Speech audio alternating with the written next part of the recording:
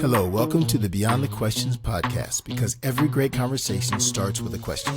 We're having real conversations about life with life coaches, and we are anticipating another great episode. So get ready and let's get started. Well, welcome back to Beyond the Questions. We are in the building or on your screen or in your ear right now. We're glad to be there. Thank you for listening. I am TQ, and it's really good to be your host today. I've got several other wonderful coaches with me today. The same coaches I always have. It's not like anybody new. They're still wonderful as they were the time before. How I wanted to start today is like this. Okay. Before we just dive into the meat of the topic today, which is really going to be about our inner critic, in case you're listening and wondering what they're going to be talking about today. So we're going to talk about this inner critic that really talks to us. But before we get into that, what I would love to do is to ask them a couple of questions. Typically, I only ask one. So today you got options, folks, just so you know. Being generous today, and want them to choose one of the questions to answer and just give them a chance to tell you a little bit about what they do. Okay, so the questions are, the first is this: what was your favorite costume to dress up as when you were young? Or I don't know, if you dress up now, you can say that too, I guess, if it's okay for a podcast. And then question 2 is, what is one thing that you said you were not ready for, but you did it anyway, and it turned out all right? You were surprised. Okay. So again, favorite costume to dress up in at some point in your life, and what is one thing that you were not ready for, but you did anyway, and it turned out okay? Okay. Who wants to go first? Shall I flip a coin? Are we answering one of the two questions or one both? of the two? I would love to hear answers to both, but I don't think that we're going to have time. And so just choose one and then tell us a little bit about what you do. And Erica, since you spoke up first, you're the winner. I'm going to go with the first one that came to my head, which is what I like to dress up as. Okay. I loved dressing up. Well, I like to Was that wear... a like or a liked? I just want to know context. No, present it's or past tense? Love. I love wearing dresses still. So, all right. Awesome. So I no longer have this dress. So there's that. I had this yellow bell dressed from Beauty and the... It wasn't from Beauty and the Beast, but that's what I envisioned it as in my head. Right.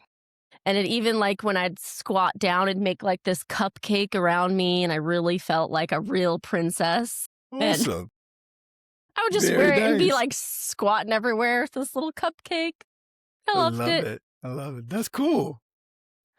It was fun. That's awesome. Love And it. yeah, so just a little bit about what I do. I coach women who have relationship challenges or struggles, or maybe have gone through some trauma, and they need a safe space to walk through that. And I can provide that safe space for them. As a woman who has experienced that kind of trauma, I chose to educate myself and then just be available to walk alongside of those women in a time where they really need it. Awesome. Very cool. Thank you, Erica. Who's next? I'm going to jump in next because TQ, that was a lot of caveats in the introduction to this. We're still wonderful, or at least as wonderful as we were before. I just felt like, man, It was coming out of my mouth, and I felt like I had to pull it back in. I wanted to jump in. I'm like, I'm just going to let it go, but I want you to know I was there. Thank you. I'm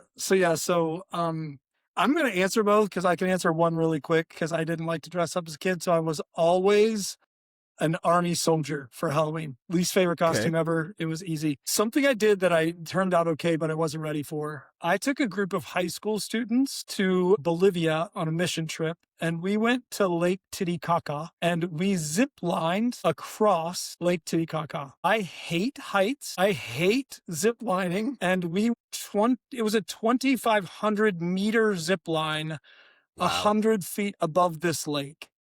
And the guy didn't speak English. I didn't speak Spanish. And it was awful. Literally, I was like, and then they put us on this little pontoon boat that looked like if a wave came over, it was going to sink. And I was like, this is the worst day of my life. I am not ready for this, but I got to hold it together for all these kids who are like, this is great. I'm like, this is pure hell. It's not great. So that's why. But the fearless leader, you made it. And everything was okay. I made it. God and I did not have a friendly conversation as I went down that zip line. I can just tell you that it was a very adult prayer. Awesome. Gosh. Awesome. Thank you for that. You're welcome. And at Jason Urban Coaching, I love to walk alongside leaders. And I think that term gets thrown around a lot. Leaders can be leaders in the home, leaders in relationships, people who look to you, but who want to lead, whether it's in business or home, from the inside out, who want to make sure that their heart and their humility and their values are directing and guiding the way they show up in spaces all the time. And so I want to help leaders lead from the inside out the way they want to. So it's great to be here. I can't wait to hear what Kelly, I'm excited to see whether it's going to be a dress up or a wasn't ready for yet. Gosh. Well, gee, thanks. Well, pressure. Well, no. Okay. So I'll go with the costume because I liked dressing up in costumes when I was little. Not so much anymore. But when I was young, my favorite costume was Wonder Woman. There you And we're talking because I used to watch Wonder Woman, and I'm talking the original Linda Carter, badass right. woman kind of Wonder Woman show. And so I wanted that costume for years, and I just could never find the costume. So finally I found the costume. I had, my little gold bracelets, I had the lasso, I had the whole thing. So I was very proud because I waited forever to get that. So that was my favorite costume. Very nice. I feel like TQ talked about being a kid and we asked for pictures. We need Belle and Wonder Woman pictures. If I could find a dress that could do that, I would do it again. They will live on in infamy on the internet. We cannot be seen.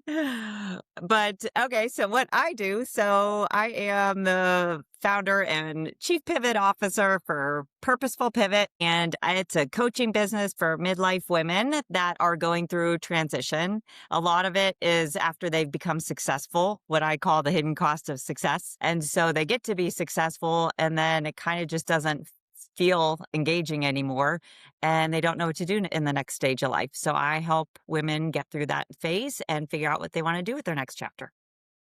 Awesome. Thank you so much for that, Kelly. I guess I'll start with actually what I do first. Twan, or TQ, as I'm most often called here. And I am the founder and owner of TQ Coaching Solutions.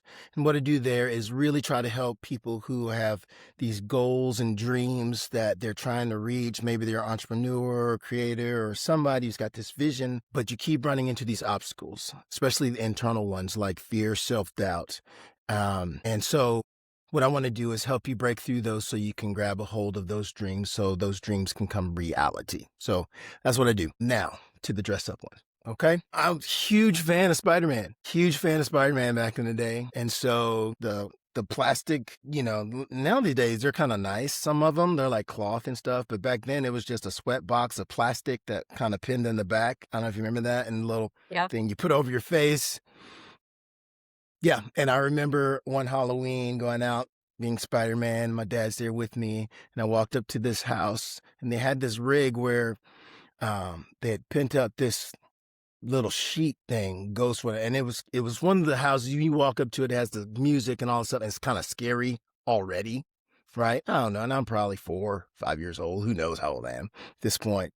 And I'm walking up there, and sure enough, as soon as I start walking up there in my Spider-Man superhero outfit, this ghost really is what I saw, came flying down the sidewalk at me. Forgot all about candy, dropped my stuff, ran to my dad. So Spider-Man all went out the window and Twan came to life in that moment. There you go. That'd be awesome. Man, but thank you everybody for sharing what you do and the stories about what you dressed up as and so forth. Those of you who are listening, we're talking about our inner critic. And it's the one that sometimes comes to us and says, hey, when you're about to do that thing, you've gotten dressed up in your, I don't know, your business attire, your presentation outfit. I don't know, you dressed up to get ready for that tryout, whatever it is you've put on to get ready, and you're going to go do it. And the critic says, yeah, no, you're just pretending. You're not ready for this. That's what my inner critic said when we were on that Halloween, when that ghost came down. I said, I'm not ready for this. And I believed it and ran. So what we want to do really today is really talk to that inner critic. And we don't want to talk about it in just a way that says we just want to push through and grit through, but we actually want to understand what's happening there and hopefully leave with some things that we can actually do about it and that we can take with us. So to start, and this is the first time we've done this, but I thought, man, I want to start with a scenario of somebody who's going through something that we can kind of go, okay, man, maybe I can see myself in this person, or maybe it's someone that you know. So I'm going to pull that up right now, and I'm going to read the scenario to you.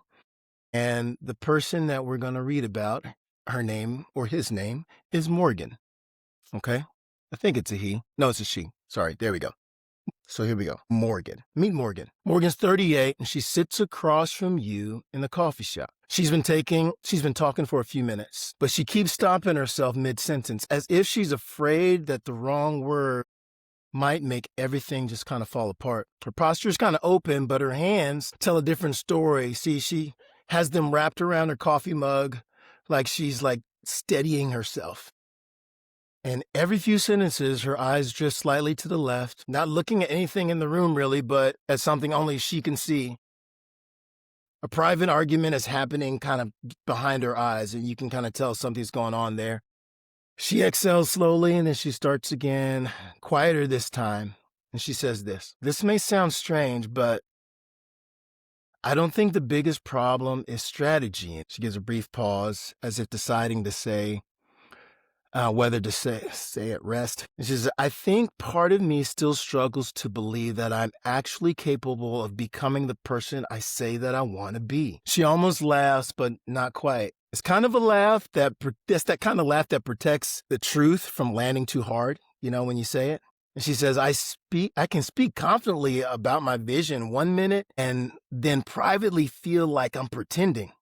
Eventually people will figure out that I don't actually belong in these spaces. So she sets the mug down, her voice drops another half register, and she says, sometimes an opportunity comes, a good one I actually work towards, and instead of stepping in, I downplay myself, I hesitate, or I let it pass and just tell myself, it wasn't the right time. It's almost like success feels unfamiliar. So I unconsciously retreat back to what's safe, to what's known. Then she looks up, and this time it's directly at you, right in your eyes. There's no performance in her eyes, just the weight of someone who's tired, tired of being the obstacle in her own life. She says, I'm realizing my external goals are growing faster than my internal identity. I don't know how to catch up to myself. The room doesn't feel loud anymore. It feels like she's finally said that thing that she's been carrying the whole time. That's Morgan's story. Okay? So all my wonderful coaches in the place. What I want to do is hit you with a few questions. You've been listening to Morgan's story here, and put on your coaching hat for a little bit. And I just want to ask simply, what did you notice about Morgan? What stood out to you in that story that I read and the things that she was dealing with? Well, I'll start. I noticed that it's almost like two people. Externally, she sounded confident. She knows the vision. She knows the strategy. So it's like her external self is confident, but it's the internal self that she struggles with. So I noticed kind of the push and pull of the external versus internal for her. Yeah. Definitely a lot of that, for sure. I think it's hard to not sit across the table from Morgan, and you can almost palpably feel the emotions. You can feel the fear, the sadness, the tension that is just eating at her the whole time she's telling you this story. And really this feeling that feeling of fear that leads to inadequacy and insecurity. It's just written all over her face. It's written in her body language, and it's all throughout her words. Yeah. And that's what I was going to touch on, Jason, too. It's not actually the words that she said. It was her body language, even the gripping of the mug, and just that even her looking beyond spaces in her mind, right? She's somewhere else, even though she's present in this moment. She's also somewhere else, and her body language is giving that off too in this kind of struggle internal war that she's having. Hmm. Yeah, there's a lot going on with Morgan. A lot going on as, she sat there and spoke, very self-aware, you know what I'm saying? Like so much like she could see, you talked about both people and the struggle and she could see them, but, just seems like she felt helpless. One of the things I noticed that, she says, "I don't know how to catch up to myself." No? That's such a palatable statement. Man, I have this thing that I see that I want that's way out here, but I'm back here and I feel like I'm trying to run and catch it and I stumble and fall and all the things. So man, that's what she's dealing with. And I get the sense, at least when I was reading it, I mean, I could put myself in a lot of those spaces. And I think many of us could, along the way and go, yeah, I mean, I may not be dealing with what exactly Morgan's been dealing with, but that whole idea of, especially when she said, um, I don't belong in these places. How many times have we done that? So, all right. So we've listened to her and we've felt what's going on. I hope you listeners have felt that as well as you've been listening to Morgan's story. What would you ask? What would be your next question for Morgan as she sat and kind of unloaded all this stuff? Maybe you're sitting in a coffee shop and she doesn't have to be a client. She could be a friend. It could be anybody. And you're like, man, how do I lean in? And what would be my next thing to really go, okay, Morgan, well, tell me about this. Or, what would you say? What would you ask? I would probably give Morgan the option of which way she wanted to go. And I'd ask her two questions. I'd ask her, one, to look back and think about a time when she felt confident walking into the space and she walked into it. And I'd want her to unpack that time. Or if she didn't want to look back, I'd ask something along the lines of, what would it feel like when you actually catch yourself? And how will you know when you caught up? Because she says she's like behind. And so I want to know, I want her to have to wrestle with how far behind are you? If you actually got caught up, would you know you're caught up? Right. And so either one of those, and then depending on the answer, would frame how the rest of the conversation, or which questions you choose, and the rest of it would frame the conversation for me. Yeah. Yeah, I can see how that would be good, really using her imagination to really go to those places. Awesome. I think something else I would ask her too, she mentioned safety and her body language is giving off that there is a potential for not feeling safe, even in this space that we're in. And what would safety look and feel like for her? Okay. And with that too, do we need to move outside? A simple, even just I don't feel safe sitting over here, or, okay, let's go move over to here in this area where you feel safe. Yeah. What about the scenario made you go, give me an example from the story that made you go, man, she might Just was something that could really feel at the safe. beginning when you were talking about her gripping that cup, sitting there, and she would start talking, her eyes drift off, and then she comes back, and it felt like there was a sense. So a lot of the story was shared, right? And so, which there's a lot of questions I could have, but yet going to that safety piece, right? If she's not even safe to talk about what it is she wants to talk about, we need to start there. Mm-hmm. Okay, cool. Mm. It's good. It's good to look out for where her heart is. Yeah. Yeah. I had a couple thoughts too. Like you said, there's a lot of questions I would ask. One was similar to yours, Jason, kind of looking at in the past and maybe some past accomplishments and things she was proud of and spaces that she felt she deserved to be in. And why does she deserve to be in those, but not the ones that are in front of her now? Where's the gap there? And then just to get her out of her own head for a bit, I'd ask, if a friend came to you with this same scenario, what kind of advice would you give your friend that's telling you this? Because I'm sure your friend is just, capable, or a colleague that would in your situation. and they're very capable and they're having these feelings inside. What kind of advice would you give that person? Because I think sometimes it helps to get out of your own head and pretend it's someone else's worry or issue. And that kind of clears your mind a little bit to be a little bit more objective. So I would kind of go down a couple of those different paths to start out with the conversation and get her Yeah. talking. Yeah. Those are good. Those are good. All real introspective, really kind of looking at what's going on. Another question I think, I don't know that I'd ask this right away, but if once she seemed like in a good spot to talk, it would be, what is the inner critic? Like, what is he saying? Like, what are the words? Like, is it saying, you don't know enough, or you're too young, you're too old, what, like, can we like get a laser focus on this? Cause I think that's what we would need to deal with, to really kind of get after it and go, is it true? Is it not? And really go from there. And so, again, I don't know if it'd be my first question, because that's like, bam, that's like digging in pretty deep real quick. But I know that I would want to get there. So here's something else that she said. She said, my external goals are growing faster than my internal identity. I want to stay here for a second, because I think that this sentence in this episode, this is the sentence of the episode. What does that mean to each of you? And I know we've kind of talked on it a little bit, but my external goals are growing faster than my internal identity. We can kind of peel that apart some. I think in asking her, it would be a conversation about what is her internal identity, and like voicing and naming what she actually means by that. Mm-hmm. Yeah, I agree. That's what I was wondering too. How do you see yourself? Is your identity tied to a role, tied to, a position, whatever? I'd love to know how she sees herself.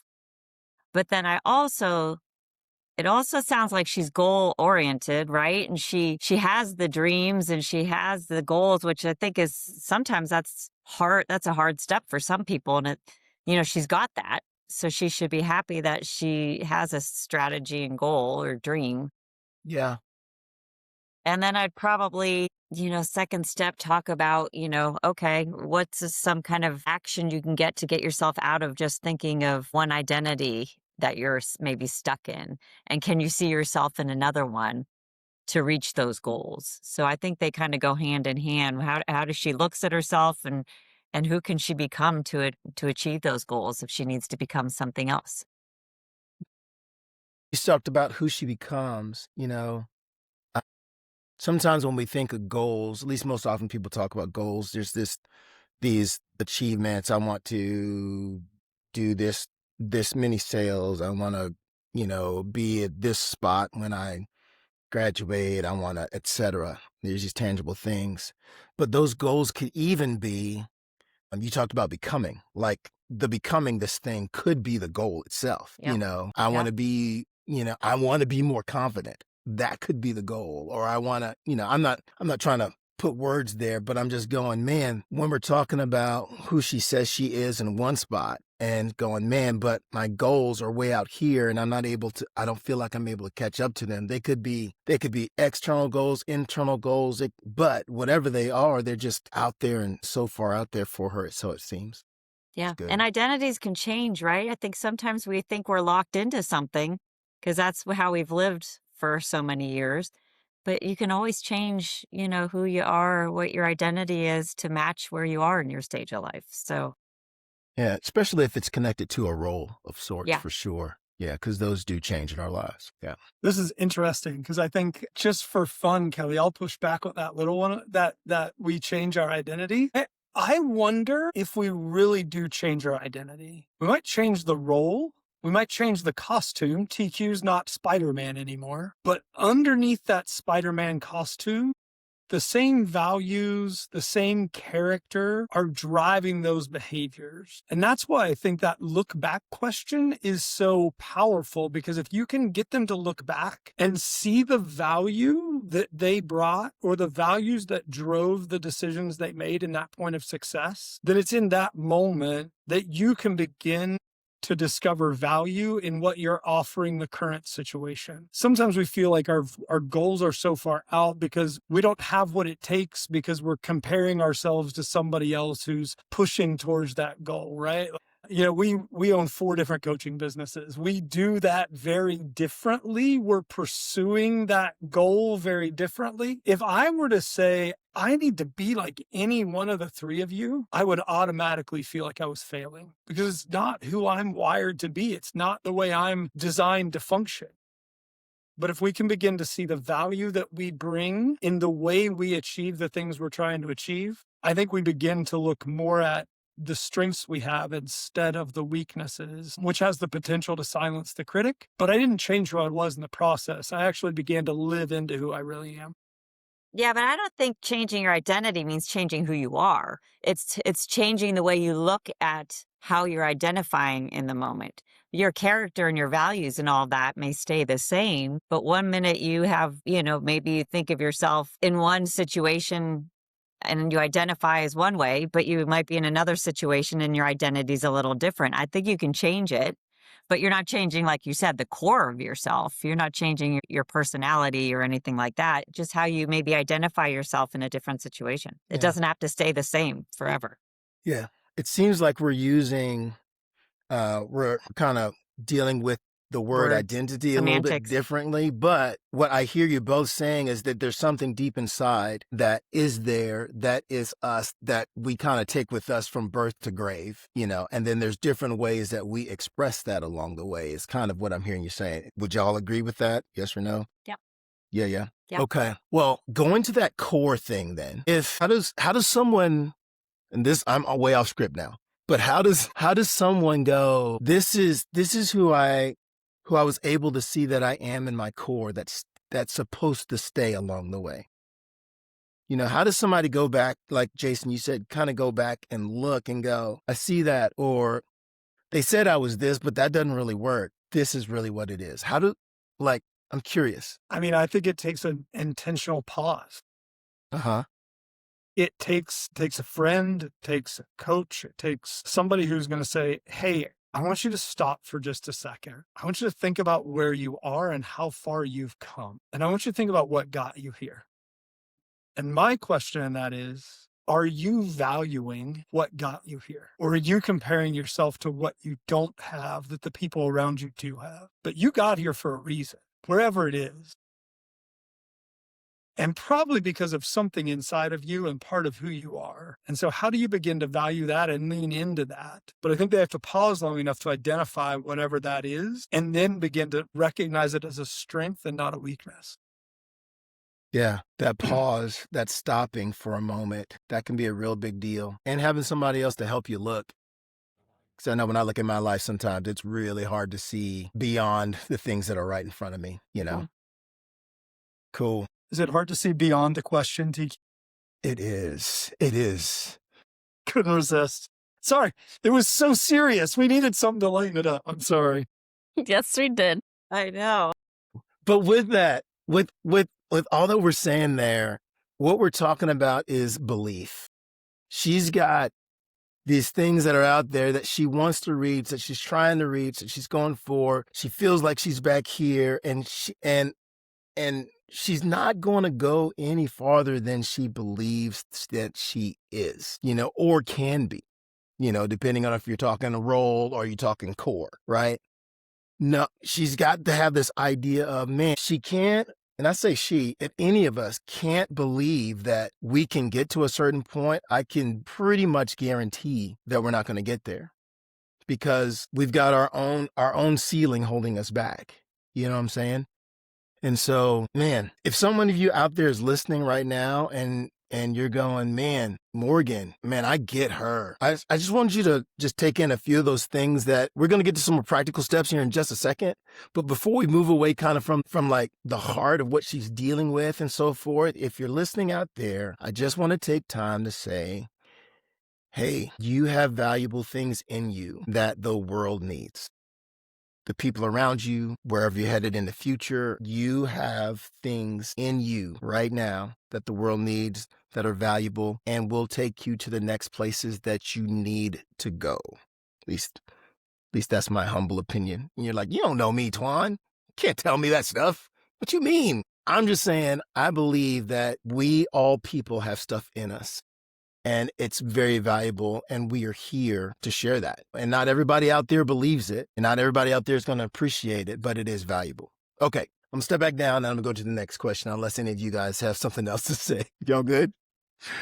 Okay, so here's what I want to do now. We've looked at Morgan. We've asked her questions. We've picked apart what she's done and all this stuff. We've tried to sit in it with her. Is there something like some practical step that we could say, okay, Morgan, we hear you, man, feel where you are. Why don't you try this one thing just to get you past the next, not to all out reach that goal tomorrow, but one thing that can just take you one step closer to help you break through just a little bit. What would that one thing be? Coaches, any ideas? I think since Morgan had a couple different layers of things going on, and I had kind of wanted to speak on the power of pause Jason was talking about. There was two things I wanted to speak on that. First, she kind of mentioned, right, like that it's like she's stopping herself from going forward, right? So maybe there's a little bit of fear there, maybe some other things, anxiety. So in some situations, and this can be a practical skill, it is a quick pause is, okay, let's see. Maybe I'm going to throw out an example to make it easy. Maybe I can't go into the coffee shop because the coffee shop really triggers me for some reasons. I need to go in the coffee shop to process this.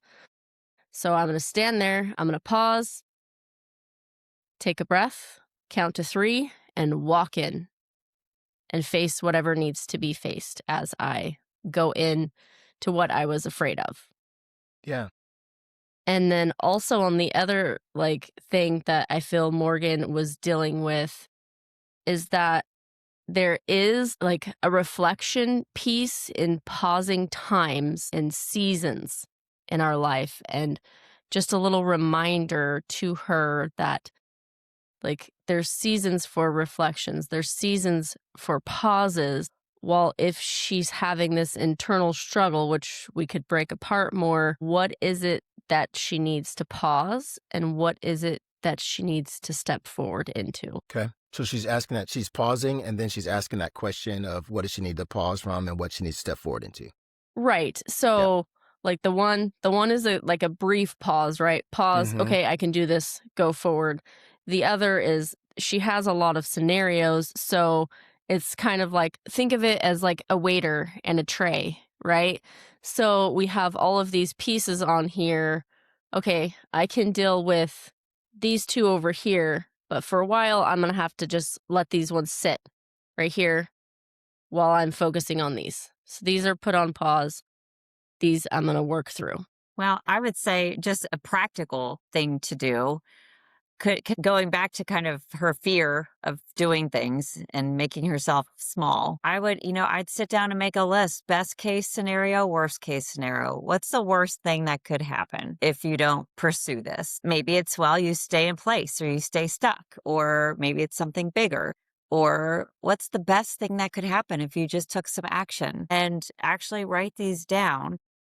And take a look at it, because I think sometimes the fear becomes so great that it can paralyze you and you don't see some of the good things that could come out if you just took some steps. And, confidence doesn't come first. Actions come first. So you have to take small little steps and little actions to actually build your confidence. So I think taking one step, doing an exercise of best case, worst case scenarios, can start to kind of frame it out where maybe it's not as bad as you think, and you should put yourself out there for these times when you feel the fear coming on. Yeah. And realize that it could end up in a really, really good place, but you just have to take some small steps. Yeah. Take some steps. Get a real clear view, a good, true view of what's happening, what could be. Cool. Very nice. I had a client recently who reminds me a little bit of Morgan. Mm-hmm.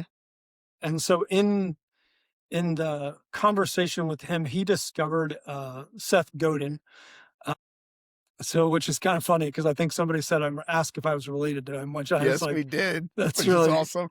Really pretty That is interesting. great. But Seth has 5 questions for people to ask at the end of every day. And it's like a micro journal that you can kind of go through. And the real full credit to Seth Godin. These are not mine.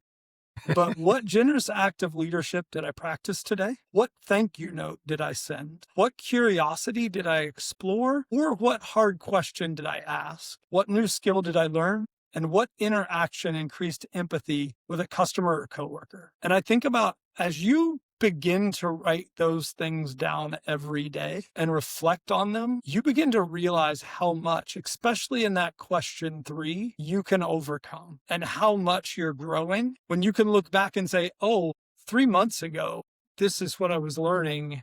And right now, this is what I'm doing. Like you begin to realize I have this inside myself. And so, I didn't come up with those questions. My client actually found them on his own. I was like, well, I guess you don't need me. But they were great. And I've actually started doing some of that practice myself to kind of work through those things. So I just think some of those 5 questions, you can, if you didn't get all those as you're listening to the podcast, ChatGPT, Seth Godin's 5 questions, and you'll be good to go. There you go. Awesome. I love practical steps. One I would put out there is give the inner critic a name. So I was thinking about if I had an inner critic, I do have an inner critic, and I'm going to give him a name. He would be Aquarius. Okay. And so often the inner critic is a liar. It's saying things that aren't really true. It's getting me all riled up. It's keeping me from my goal. I need to just tell Aquarius to shut up. That is not right. So the idea behind that is simple in this, that one, you identify what it is and you're able to go, I see you. That's not right. I'm not listening to that. Right. And giving it a name, it sounds kind of cheesy. It can be kind of fun, especially depending on the name you give it. It can be pretty fun. And so you start putting that away, and then that can help you take that next step. These are all just practical things that the coaches have given. These are things that we would love for you to take with you today. Put it in your back pocket, pull it out exactly when you need it, because we're all kind of dealing with how do we get to the next thing. Okay. So I'm going to give our coaches one more chance to give this is more of a heart thing. Like you sat with Morgan, you've given her the practical step. She feels a little better. Okay. And you want to give her one more thing, maybe for her heart or her mind. What would you say to Morgan as kind of the going away before you leave the table? TQ, you've done a great job at leading this conversation. I want to ask permission. Can I talk to TQ and not Morgan? Sure. I wonder what TQ says to Aquarius when he's standing there in his Spider-Man outfit and he jumps off the building. But TQ realizes I have real web throwers. Mm-hmm. So I'm going to hit you with that web thrower, and Aquarius, you can go stand in the corner and you can't move because I have skills and talents that you didn't know I have when you jumped off that roof, and I'm not afraid of you anymore. Yeah. I would say Twan would be like, he wouldn't say words. He'd be screaming like, yeah, what's up? I don't know exactly how it's going to sound. And I don't want to yell in everybody's ear right now on the podcast, but it would be loud. Yeah.